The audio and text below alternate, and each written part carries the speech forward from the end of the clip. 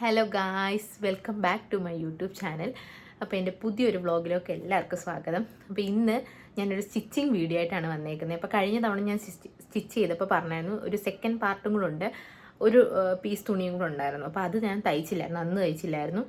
അപ്പം ഞാൻ ഇന്ന് അത് തയ്ക്കുന്ന വീഡിയോ ആയിട്ടാണ് വന്നേക്കുന്നത്. അപ്പം ഞാൻ അത് തയ്ച്ചത് ഒരു നൈറ്റി പോലത്തെ ഫ്രോക്ക് ഉണ്ടല്ലോ ഇപ്പോഴത്തെ മോഡൽ, അതാണ് ഞാൻ തയ്ച്ചത്.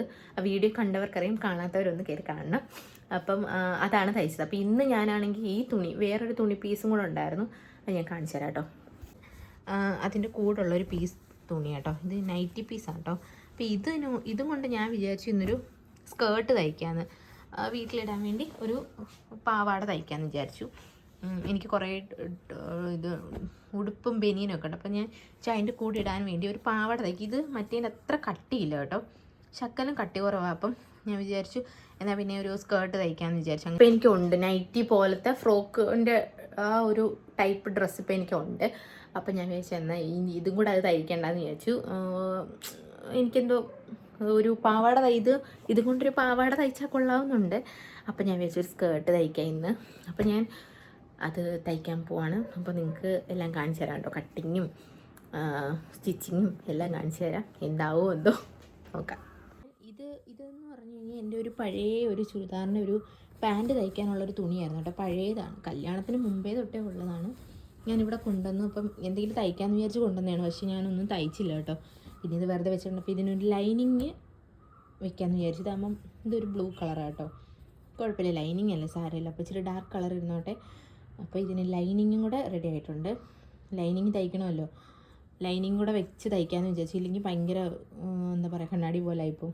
അപ്പം ഇത് ലൈനിങ് കേട്ടോ, ലൈനിങ് ഇതെടുത്തിട്ടുണ്ട്. അപ്പോൾ നമുക്കിനി മെഷറൊക്കെ ചെയ്ത് കട്ട് ചെയ്യാം കേട്ടോ, എന്നിട്ട് സ്റ്റിച്ച് ചെയ്യാം. ഓക്കെ. അപ്പോൾ ഗൈസ്, ഞാൻ മെഷർമെൻ്റൊക്കെ എടുത്ത് കട്ട് ചെയ്യാൻ തുടങ്ങുകയാണ്. അപ്പം ഇത് ഞാൻ രണ്ടാക്കി മടക്കിയിട്ടേക്കാം കേട്ടോ. നമ്മുടെ നൈറ്റി പീസ് തന്നെ 3 മീറ്റർ തുണിയാണ്. ഞാൻ രണ്ടായിട്ട് മടക്കിയിട്ട് ഒരു ലെങ്ത് വെച്ചിട്ട് ഫ്ലെയർ വരുന്ന പോർഷനിൽ ആ ലെങ്ത് വെച്ചിട്ട് കട്ട് ചെയ്തിട്ടുണ്ട്. ഫ്ലെയർ വന്നിട്ട് താഴെ ഫ്രില്ല് വയ്ക്കുക, അങ്ങനെയാണ് ഞാൻ പ്ലാൻ ചെയ്തേക്കുന്നത്. ഒരുപാട് ഫ്ലെയർ വരത്തില്ല കേട്ടോ, ഞാൻ അത്രയും ലെങ്തിലല്ല എടുത്തേക്കുന്നത്. കാരണം ഫ്ലെയർ ഒരുപാട് വന്നു കഴിഞ്ഞാൽ ഫ്രില്ല് വെക്കുമ്പോൾ ഒരുപാട് തുണി വേണ്ടി വരും. അപ്പോൾ ഞാൻ ആ ഒരു താഴത്തെ ലെങ്തിൽ ഉള്ള ഫ്ലെയറേ എടുക്കുന്നുള്ളൂ. കോണോട് കോൺ മടക്കി നമ്മൾ പാവാട തയ്ക്കുമ്പോൾ ഫ്ലെയർ നല്ലപോലെ കിട്ടും, അങ്ങനെയാണ് കോണോട് കോൺ. അതുപോലെ ഞാൻ തയ്ക്കുന്നില്ല ഇത്തവണ നമ്മുടെ അരഭാഗത്തെ വണ്ണം എത്രയാണോ അതെടുത്തിട്ട് ജസ്റ്റ് ആ കോണ് വരെ മുട്ടിക്കുക, അത്രേ ഉള്ളൂ. അല്ലാതെ കോണോട് കോൺ എടുക്കുമ്പോൾ ഒരുപാട് തുണിയും വേണം, ഒരുപാട് ഫ്ലെയർ. ഇതിപ്പോൾ വീട്ടിലിടാൻ വേണ്ടിയുള്ളതല്ലേ. അപ്പോൾ ഞാൻ ചെറിയൊരു പാവാടയാണ് ഉദ്ദേശിക്കുന്നത്. അപ്പം ഫ്രില്ല് വെക്കുമ്പം ഒരുപാട് നീളം വേണ്ടി വരത്തില്ല. അപ്പം ഞാൻ അളവൊക്കെ എടുത്ത് കട്ട് ചെയ്തിട്ടുണ്ട് കേട്ടോ. കട്ട് ചെയ്തപ്പോൾ രണ്ടും സെയിം. ഈ ഫ്ലെയർ വരുന്നിടത്ത് മാത്രമേ ലൈനിങ് വരൂ, താഴെ ഫ്രില്ല് വരുന്നിടത്ത് ലൈനിങ് വെക്കത്തില്ല. താഴെ ഫ്രില്ല് ഇച്ചിരി സ്ഥലത്തല്ലേ വരുന്നുള്ളൂ, അപ്പോൾ അത്രയും ലെങ്ത് വേണ്ടല്ലോ. ലൈനിങ്ങിനുള്ള നീലയും കട്ട് ചെയ്തിട്ടുണ്ട് കേട്ടോ, അതേ സെയിം അളവിൽ കട്ട് ചെയ്തിട്ടുണ്ട്. അപ്പോൾ നമ്മുടെ മെഷീൻ്റെ അടുത്ത് വന്നിട്ടുണ്ടെങ്കിൽ നമ്മൾ തയ്ക്കാനുള്ള സാധനം എല്ലാം അവിടെ റെഡിയാക്കി വെച്ചിട്ടുണ്ട്. തുണിയും അതിൻ്റെ ലൈനിങ്ങും കട്ട് ചെയ്ത് വെച്ചിട്ടുണ്ട്. പിന്നെ ഞാനാണെങ്കിൽ ഈ കസേരയിൽ ഇങ്ങനെ തലാണ വെച്ചേക്കുന്നത് എന്തിനാന്ന് വെച്ച് കഴിഞ്ഞാൽ കുറച്ച് പൊക്കം കിട്ടാൻ വേണ്ടിയാണ് കേട്ടോ. കുറച്ച് പൊക്കം കിട്ടുമ്പോൾ നമുക്ക് ആ വലിയ ബുദ്ധിമുട്ടുണ്ടാകത്തില്ല. എൻ്റെ ഇവിടുത്തെ കസേര എന്ന് പറഞ്ഞാൽ കുറച്ച് നല്ല കുഴിയുള്ള കസേരയാണ്. അപ്പം 2 തലാണ വെച്ച് ഞാൻ പൊക്കത്തിലാണ് ഇരുന്ന് തയ്ക്കുന്നത്. അപ്പം നമുക്ക് നടുവേദന, കൈവേദനയൊക്കെ ഒരുവിധം കുറയ്ക്കാൻ കേട്ടോ. ഇങ്ങനെ കമൻറ്റിൽ ചോദിച്ചിട്ടുണ്ടായിരുന്നു, ഇതുപോലെ സാധാരണ മെഷീനാണ് യൂസ് ചെയ്യുന്നത്, അപ്പോൾ കുറച്ച് നേരം ഇരിക്കുമ്പോഴേ നടുവേദന എടുക്കും, അപ്പോൾ അതിനെന്തെങ്കിലും ടിപ്പ് ഉണ്ടോ എന്നിങ്ങനെ ചോദിച്ചത് കൊണ്ട് ഞാൻ അതിൻ്റെ മറുപടി പറഞ്ഞു കേട്ടോ. ഇങ്ങനെ തലാണയൊക്കെ വെച്ച് തയ്ക്കുമ്പോൾ നമുക്ക് കുറച്ച് പൊക്കം വരും. നമുക്ക് പെട്ടെന്ന് കൈ കഴിക്കും. നമ്മൾ വെച്ച് താന്നിരിക്കുകയാണെങ്കിൽ തയ്ക്കുന്ന വഴിക്ക് നമുക്ക് കൈ കഴിക്കും, നമ്മുടെ കൈയും കാലും യൂസ് ചെയ്യണമല്ലോ, അപ്പോൾ നമുക്ക് കൈ കഴപ്പൊക്കെ ഉണ്ടാവും. ഇപ്പോൾ ഇത് നമ്മൾ കുറച്ച് തലാണയൊക്കെ വെച്ച്, എനിക്ക് വേറെ കസേരയില്ല, അപ്പം തലാണയൊക്കെ വെച്ച് കുറച്ച് പൊക്കത്തിരിക്കുകയാണെങ്കിൽ നമുക്ക് തയ്ക്കുന്ന സമയത്ത് നമുക്ക് ഇത്രയും കൈ കഴപ്പോ അല്ലെങ്കിൽ നടുവേദനയോ ഒന്നും ഉണ്ടാകത്തില്ല. പിന്നെ നമുക്ക് സ്പീഡ് കിട്ടും കുറച്ച്. നമ്മളിങ്ങനെ കാല് വെച്ചെല്ലാം ഇങ്ങനെ അമർത്തുന്നത്, അപ്പം നമുക്ക് കുറച്ച് സ്പീഡും കൂടെ കിട്ടും. അപ്പോൾ അതിന് നല്ലൊരു ഇതാണ്, കുറച്ച് എന്തെങ്കിലും പൊക്കമുള്ള സാധനം എടുത്ത് വെച്ചിട്ട് അതിൻ്റെ മുകളിൽ ഇരിക്കുക എന്നുള്ളത്. അപ്പോൾ അതാണ് ഒരു ടിപ്പ് കേട്ടോ. ഞാൻ പ്രൊഫഷണൽ ടൈലറൊന്നും അല്ല, അത് ഞാൻ എൻ്റെ അനുഭവത്തിൽ നിന്ന് പഠിച്ചതാണ്. അപ്പോൾ ഞാനിങ്ങനെ ഇരുന്നപ്പോൾ എനിക്ക് ഭയങ്കരമായിട്ട് ബുദ്ധിമുട്ടുണ്ടായപ്പോൾ ഞാൻ കുറച്ച് പൊക്കത്തിൽ സാധനം വെച്ചിട്ടാണ്, എന്തെങ്കിലും തലാണ വല്ലതും വെച്ചിട്ട് അതിൻ്റെ പുറത്തിരുന്നാണ് തയ്ക്കുന്നത്. അപ്പോൾ നമുക്ക് അത്രയും പെട്ടെന്ന് കൈ കഴിക്കുകയോ നടുവേദനയോ അല്ലെങ്കിൽ കാല് കഴിക്കുകയോ പെട്ടെന്ന് കുറച്ച് സ്മൂത്തായിട്ട് തയ്ക്കാനും പറ്റും, നമ്മൾ കുറച്ച് പൊക്കം ഉള്ള ഇതിനകത്ത് ഇരുന്ന് കഴിഞ്ഞാൽ കേട്ടോ. അപ്പോൾ ഗൈസ് ഇനി നമുക്ക് സ്റ്റിച്ച് ചെയ്ത് തുടങ്ങാം. പിന്നെ അത് നൂല് ഞാൻ സത്യം പറഞ്ഞാൽ തുണിയൊക്കെ കട്ട് ചെയ്ത് കഴിഞ്ഞാണ് നൂലുണ്ടോ നോക്കുന്നത്. ഞാൻ ഇതിന് മുമ്പ് നോക്കത്തില്ല. എന്നാലും അതുമായിട്ട് ഒരു റിലേറ്റ് ചെയ്തൊരു കളറ് കിട്ടിയിട്ടുണ്ട് എന്തായാലും. അതുകൊണ്ട് കാര്യമായി ഞാൻ എപ്പോഴായാലും തുണി കട്ട് ചെയ്ത് കഴിഞ്ഞ് തയ്ക്കാൻ വന്ന് ഇരിക്കുമ്പോഴാണ് അയ്യോ ഇതിൻ്റെ കളറ് നൂലുണ്ടോ. പിന്നെ ഇത് വീട്ടിലിടാനാണല്ലോ, അപ്പം വലിയ എന്തെങ്കിലും വ്യത്യാസം ഉണ്ടായാലും കുഴപ്പമില്ല. അങ്ങനെ നമ്മൾ നൂലിടൽ പ്രക്രിയ ഒരു പ്രക്രിയ തന്നെയാണ് കേട്ടോ. എന്തായാലും അടിനൂല് കിടന്നത് ആ സെയിം നൂല. അപ്പം നമുക്കിനി സ്റ്റിച്ച് ചെയ്ത് തുടങ്ങാം. അപ്പോൾ ഫസ്റ്റ് തന്നെ ഇത് രണ്ട് പീസായിട്ടാണ് ഇരിക്കുന്നത് കേട്ടോ. പാവാടയുടെ ഫ്രണ്ട് വശവും ബാക്ക് വശവും. അപ്പം ഒരു സൈഡ് ജോയിൻ ചെയ്യാം എന്ന് വിചാരിച്ചു. ആ ഒരു സൈഡ് ജോയിൻ ചെയ്തിട്ട് വേണമല്ലോ താഴെ ഫ്രില്ല് വെക്കണം, പിന്നെ ലൈനിങ് വെക്കണം. അപ്പോൾ ഈ ഒരു സൈഡ് എന്തായാലും ജോയിൻ ചെയ്ത് വെച്ചാലേ എല്ലാം ചെയ്യാൻ പറ്റത്തുള്ളൂ. അപ്പോൾ ഫസ്റ്റ് തന്നെ അത് ചെയ്യാം. ഞാൻ ഉദ്ദേശിക്കുന്ന ഒരു കുട്ടി പാവാട കേട്ടോ. എനിക്കിഷ്ടമാണ് വീട്ടിലൊക്കെ ഇങ്ങനെ പാവാട ഉടുപ്പൊക്കെ ഇടാനായിട്ട്. പുറത്ത് പോകുമ്പോഴും എനിക്കിഷ്ടമാണ്. അപ്പോൾ ഞാൻ വിചാരിച്ചു എന്നാൽ ഒരു പീസ് തുണിയും കൂടി ഇരിക്കുകയല്ലേ, അപ്പോൾ ഒരു പാവാട തയ്ക്കാമെന്ന് വിചാരിച്ചു. അങ്ങനെയാണ് ഞാൻ പാവാടയിലേക്ക് എത്തിയത്. ഞാൻ ആദ്യം വിചാരിച്ചത് മറ്റേ ഫ്രോക്ക് നൈറ്റി പോലത്തെ തയ്ക്കാമെന്നാണ് ആദ്യം വിചാരിച്ചത്. പിന്നെ ഞാൻ വിചാരിച്ചു വേണ്ട, പാവാട കുറേ ടോപ്പ് ഇങ്ങനെ ബനിയനൊക്കെ ഇരിക്കുന്നത്. അപ്പോൾ ഞാൻ വിചാരിച്ചു പാവാടയുടെ കൂടെ ഇടാമല്ലോ, എനിക്ക് ഭയങ്കര ഇഷ്ടമാണ്. അങ്ങനെയാണ് ഞാൻ പാവാട തയ്ക്കാമെന്ന് വിചാരിച്ചത്. അപ്പോൾ എനിക്കിങ്ങനെ നോർമൽ ഫ്ലെയർ പോലെ കിടക്കുന്ന ഇഷ്ടമല്ല, താഴെ ഇങ്ങനെ ഫ്രില്ലും കൂടെ വരുന്നതാണ് എനിക്ക് ഭയങ്കര ഇഷ്ടം. അപ്പം ഞാൻ താഴെ ഫ്രില്ലും കൂടെ വയ്ക്കാമെന്ന് വിചാരിച്ചു. അങ്ങനത്തെയാണ് എനിക്കിഷ്ടം.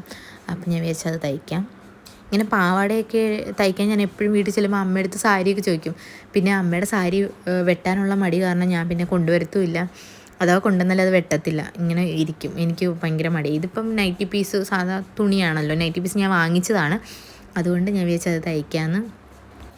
അങ്ങനെ നമ്മളത് ജോയിൻ ചെയ്ത് കഴിഞ്ഞ് ഇനി അടുത്ത ഫ്രില്ല് തയ്ക്കാൻ പോവാണ്. ഫ്രില്ല് തയ്ക്കാൻ ഇച്ചിരി സമയം എടുക്കുന്നൊരു പരിപാടി കേട്ടോ. അപ്പം ഫസ്റ്റ് തന്നെ ഇതിൻ്റെ ഒരു സൈഡ് നമ്മൾ മടക്കി അടിക്കുകയാണ്. മടക്കി അടിച്ചിട്ട് മറ്റേ സൈഡ് ഫ്രില്ല് തയ്ക്കാം. ഫ്രില്ല് തയ്ക്കുമ്പം നമ്മൾ ഞൊറിയിട്ട് അപ്പോൾ കൂടുതൽ ലെങ്ത് വേണ്ടി വരും. അപ്പോൾ ഇപ്പം 30 സെൻറ്റിമീറ്റർ ലെങ്ത് ആണെങ്കിൽ അതിൻ്റെ ഇരട്ടി എടുക്കുക, എന്നാലേ ഫ്രില്ല് നമുക്ക് കറക്റ്റ് ആ ഒരു റൗണ്ടിൽ നിൽക്കുകയുള്ളൂ. അപ്പോൾ ഈ ഫ്ലെയർ ഞാൻ പാവാട ഫ്ലെയർ എടുത്തപ്പോൾ അധികം വലിയ ഫ്ലെയർ എടുക്കാൻ ഇതുകൊണ്ടാണ്, ഫ്രില്ല് വെക്കുന്നതുകൊണ്ടാണ് ഞാൻ അധികം വലിയ ഫ്ലെയർ എടുക്കാത്തത്. വലിയ ഫ്ലെയർ ആണെങ്കിൽ ഒരുപാട് ഫ്രില്ലിന് തുണി വേണ്ടി വരും, പിന്നെ അവസാനം തികയാതെ വരും. അതുകൊണ്ടാണ് ഞാൻ ചെറിയൊരു ഫ്ലെയർ പാവാടയാക്കിയത്.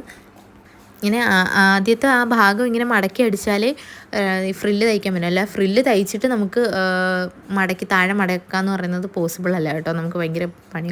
അപ്പോൾ ആദ്യം അത് ചെയ്യാം. എനിക്ക് പിന്നെ ഒട്ടും ക്ഷമയില്ല കേട്ടോ. പെർഫെക്റ്റ് ആയിരിക്കണം, എന്നാൽ പെട്ടെന്ന് തയ്ച്ചും തീരണം, അങ്ങനത്തെ ഒരാളാണ്. അപ്പോൾ ഞാൻ വേണമെങ്കിൽ ആദ്യമേ എടുത്ത് ഫ്രില്ല് പെട്ടെന്ന് ആക്രാന്തത്തിൽ തയ്ക്കും. എന്നിട്ട് പിന്നെ ആയിരിക്കും വിചാരിക്കുന്നത് അയ്യോ മടക്കി അടിച്ചിട്ട് ഫ്രില്ല് തയ്ക്കുന്നതാണ് നല്ലത്. അപ്പോൾ നമ്മളിനി ഫ്രില്ലാണ് തയ്ക്കുന്നത്. ഇത് തയ്ക്കാൻ നല്ല സമയം എടുക്കും കേട്ടോ. ആദ്യമൊക്കെ എനിക്ക് ഭയങ്കര ബുദ്ധിമുട്ടായിരുന്നു കേട്ടോ, പെട്ടെന്ന് തയ്ച്ച് വരത്തില്ല. ഇനി ഇത് മടക്കുമ്പം 2-3 മടക്കൊക്കെ ഒരുമിച്ച് വരുമ്പം കയ്യിൽ നിന്ന് പോകും. പിന്നെ ഇപ്പം കുഴപ്പമില്ല കേട്ടോ, ഇപ്പം അത് തയ്ക്കുമ്പോൾ എനിക്ക് അത്യാവശ്യം സ്പീഡും കാര്യങ്ങളൊക്കെ ഉണ്ട്. പക്ഷേ സമയം എടുക്കും, ഇങ്ങനെ ഓരോന്നോരോന്ന് മടക്കി പെർഫെക്റ്റ് ആയിരിക്കണമല്ലോ, എന്തായാലും തയ്ക്കുമ്പോൾ നന്നായിട്ട് തയ്ക്കണ്ടേ.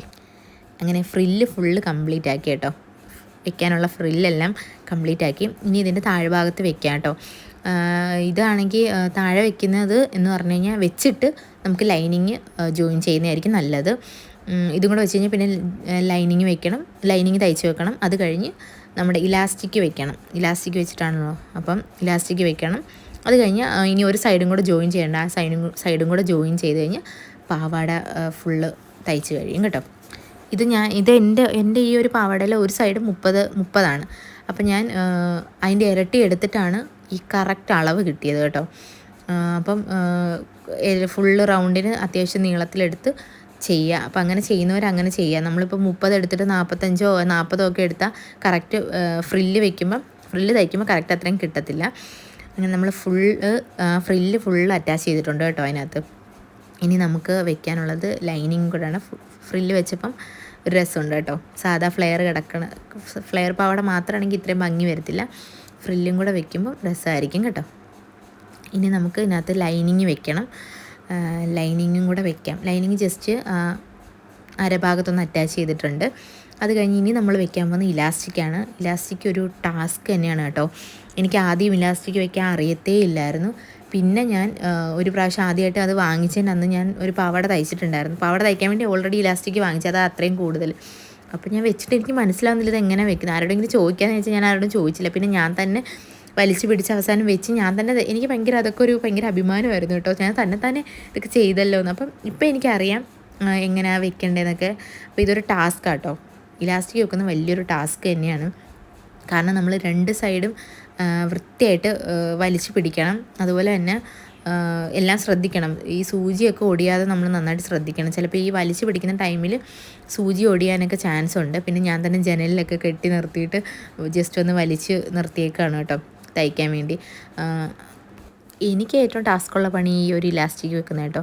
നമ്മൾ കറക്റ്റ് അത് തയ്ച്ചില്ലെങ്കിൽ ഒന്നെങ്കിൽ ഓവർ ലൂസായി പോവും, അല്ലെങ്കിൽ ഓവർ ഇറുക്കമായി പോവും. അങ്ങനത്തെ രണ്ട് കണ്ടീഷനും വരും. അപ്പം അതിലും ഭേദം നല്ല വൃത്തിയായിട്ടത് ശ്രദ്ധിച്ച് തയ്ച്ചു കഴിഞ്ഞാൽ കറക്റ്റ് കിടന്നോളും. ഇല്ലെങ്കിൽ ലൂസായി കഴിഞ്ഞാൽ ഭയങ്കര ബോറായിരിക്കും. നമുക്ക് പാവാട ലൂസായി കഴിഞ്ഞാൽ ഭയങ്കര ബുദ്ധിമുട്ടല്ലേ. അപ്പോൾ അത് കറക്റ്റ് ഇറുക്കത്തിൽ കിടന്നു കഴിഞ്ഞാൽ ഒരുപാട് ഇറുക്കമായാലും നമുക്ക് ബുദ്ധിമുട്ടാണ്. കറക്റ്റ് ആ ഒരു ലെവലിൽ കിടന്നു കഴിഞ്ഞാൽ കുഴപ്പമില്ല. അപ്പോൾ ഇതൊരു ടാസ്ക്കാണ് കേട്ടോ. ഇങ്ങനെ മടക്കി ഉള്ളിലോട്ട് വെക്കുകയും വേണം, അതിൻ്റെ കൂടെ ഈ ഇലാസ്റ്റിക് വലിച്ച് പിടിക്കുകയും വേണം, പുറകിലും പിടിക്കണം. പുറകിൽ പിടിച്ചില്ലെങ്കിൽ നമ്മളിങ്ങനെ മുന്നോട്ട് ആഞ്ഞ് വലിച്ച് തയ്ക്കുമ്പോൾ സൂചി ഒടിയും. അപ്പോൾ പുറകിലും വലിച്ച് പിടിക്കണം, ഫ്രണ്ടിലും വലിച്ച് പിടിക്കണം. അതുപോലെ തന്നെ ഈ ലൈനിങ്ങും ആ തുണിയും കൂടെ ഉള്ളിലോട്ട് കയറ്റി, എന്നാലേ തയ്യൽ വൃത്തിയാവുള്ളൂ, പെർഫെക്റ്റായിട്ട് തയ്ക്കാൻ പറ്റുള്ളൂ. അപ്പം അങ്ങനെയാണ് നമ്മൾ തയ്ക്കേണ്ടത് ഇലാസ്റ്റിക്. അങ്ങനെ അത് കഴിഞ്ഞു കേട്ടോ. ഇലാസ്റ്റിക്കും തയ്ച്ച് കഴിഞ്ഞു. ഇനിയത്തെ ജോലി എന്ന് പറഞ്ഞു കഴിഞ്ഞാൽ ആ ഒരു സൈഡ് ജോയിൻ ചെയ്താൽ മതി. അപ്പോഴത്തേക്കും പാവാട ഫുള്ള് സ്റ്റിച്ചായി കഴിയും കേട്ടോ. ഒരു സിമ്പിൾ ഒരു പാവാട കേട്ടോ. സിമ്പിൾ പാവാടയാണ്. എനിക്ക് ഒരുപാട് സമയം എടുത്തില്ല, ഒരു 1.5 മണിക്കൂർ. അത് 1.5 മണിക്കൂർ. ഞാൻ ഒരു പ്രൊഫഷണൽ ടൈലറൊന്നും അല്ലല്ലോ, അതുകൊണ്ടാണ് 1.5 മണിക്കൂർ. നന്നായിട്ട് തയ്ക്കുന്നവർക്ക് എനിക്കൊന്നും അത്രയും ടൈമൊന്നും എടുക്കത്തില്ല. നമ്മളിത് കുറച്ച് സമയം എടുക്കുമല്ലോ. ഫ്രില്ലൊക്കെ തയ്ക്കാനായാലും കുറച്ച് സമയം എടുക്കും. അപ്പോൾ അതിൻ്റെയാണ് ഈ സമയം ഇത്രയും എടുക്കുന്നത്. ഒരു കുട്ടി പാവാട കേട്ടോ, വലിയ ഇതൊന്നും ഇല്ലാത്തൊരു കുഞ്ഞു പാവാട. കുഞ്ഞു മീൻസ് വലിയ ഡെക്കറേഷനും കാര്യങ്ങളൊന്നും ഇല്ലാത്തൊരു കുഞ്ഞു പാവാട, സിമ്പിൾ പാവാട. പിന്നെ ഇത് ഒരു സൈഡ് ജോയിൻ ചെയ്തിട്ട് തിരിച്ച് അതേ തയ്യൽ തിരിച്ചും കൂടെ തയ്ക്കും. ഞാനൊരു ഇതിന് വേണ്ടി എനിക്കൊരു നമ്മൾ തയ്യൽ വെച്ചിട്ട് സ്ട്രോങ് ആയിട്ടിരിക്കട്ടെ എന്ന് വിചാരിച്ച് അത് തിരിച്ച് അതുപോലെ തന്നെ തയ്ക്കും കേട്ടോ. അങ്ങനെ നമ്മുടെ പാവാട ഫുള്ള് റെഡി ആയിട്ടുണ്ട് കേട്ടോ. തയ്ച്ച് നമ്മൾ ഫുള്ളാക്കിയിട്ടുണ്ട്. അപ്പോൾ ഇതാണ് പാവാടയുടെ ഫൈനൽ ലുക്ക് കേട്ടോ. ഞാൻ കാണിച്ചു തരാം. അപ്പോൾ ഇതാണ് ഞാൻ തയ്ച്ച പാവാട കേട്ടോ. അങ്ങനെ ഫ്ലെയർ പോലെ വന്നിട്ട് താഴെ ഫ്രില്ലും കൂടെ വെച്ചു. പിന്നെ മുകളിൽ ഇലാസ്റ്റിക് വന്നിട്ടുണ്ട് കേട്ടോ. എനിക്കിഷ്ടപ്പെട്ടു കേട്ടോ. ഞാൻ ഇട്ട് കാണിച്ചു തരാം, അപ്പം ഒന്നുകൂടെ മനസ്സിലാവും. അപ്പോൾ ഗൈസ് ഇതാണ് ഇതിൻ്റെ ലുക്ക് കേട്ടോ.